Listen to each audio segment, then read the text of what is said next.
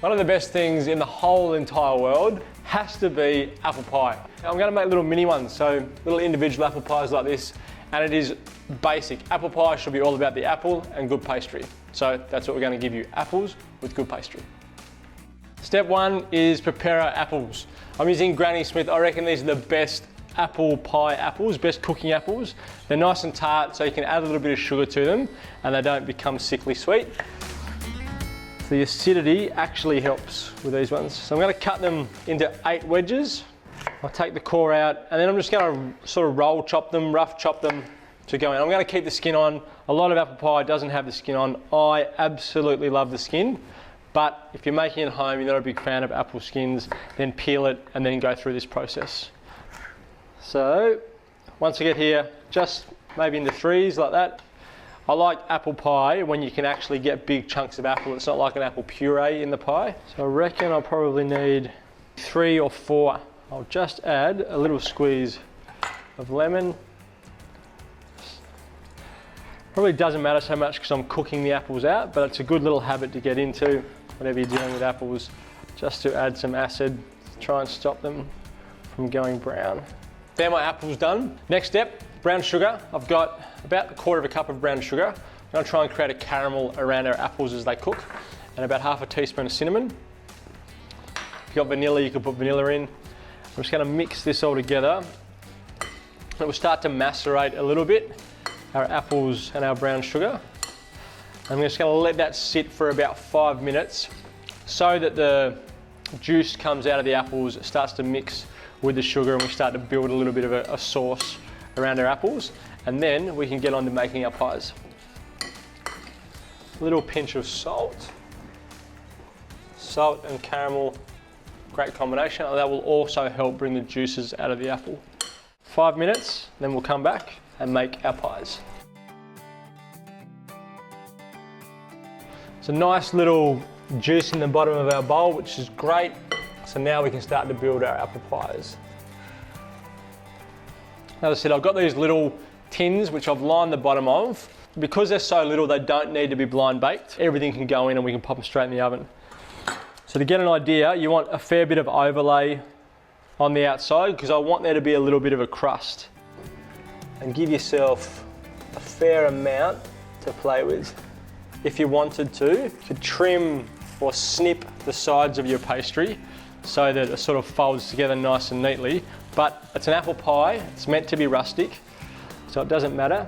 You just want to lower the pastry into the bottom, and then you're gonna get lots of overlap like that. But if you squash, so if you sort of push the pastry back together, you'll get little seams that form in it. But as I said, that's not a bad thing. An apple pie is about pastry, so having lots of pastry isn't a bad thing, and it's meant to be rustic. So work your way around, just pushing those seams to the outside.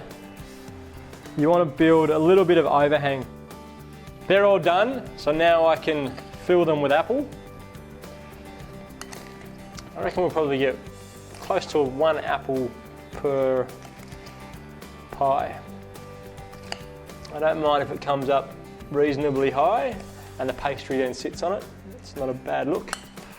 So these are gonna be rustic, which, as I said at the beginning, is exactly what I want. I reckon that's about enough. Another sheet of pastry. I've got the largest cutter I can get, which I'm gonna cut my lids out of. Through lids. Bring up my pies and make a little egg wash. So 1 yolk, a little bit of cream. Mix them together.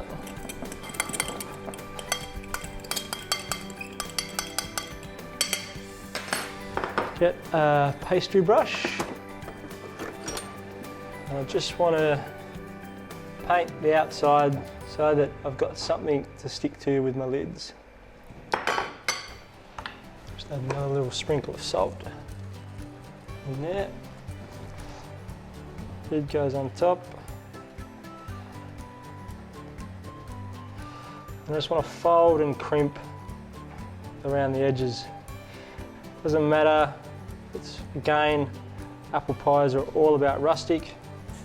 And to tell you the truth, the more rustic it is, the better it is, because you get lots of jagged edges, which is going to give you nice crunchy pieces. Then, just a few little, 3 little slits to let the steam out. Put that in our tray, and there we go. Once we've got them done, just give them a wash on the top with our egg wash. We can put a little bit of raw sugar on top and just add the last little bit of caramel. I've got my oven preheated to 180 degrees. It'll take about half an hour to 45 minutes. Maybe set it for half an hour and then come back and check on it and see how much longer you've got to go. And in we go.